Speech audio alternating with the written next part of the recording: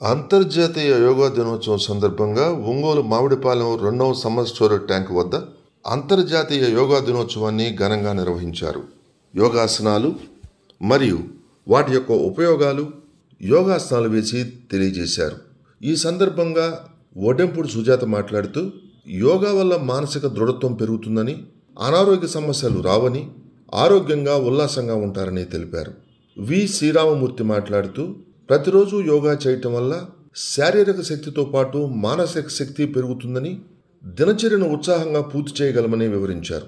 ఈ సందర్భంగా పండ్లు, మొలకెత్తిన విత్తనాలు, డ్రై ఫ్రూట్స్ అల్పాహారంగా అందజేశారు. కార్యక్రమంలో యోగా కమిటీ సభ్యులు వెంకటరెడ్డి, కొండయ్య, సంజీవరావు, కుమార్, వినోద్, జగన్మోహన్ రెడ్డి, రామిరెడ్డి, సాంబశివరావు తదితరులు పాల్గొన్నారు.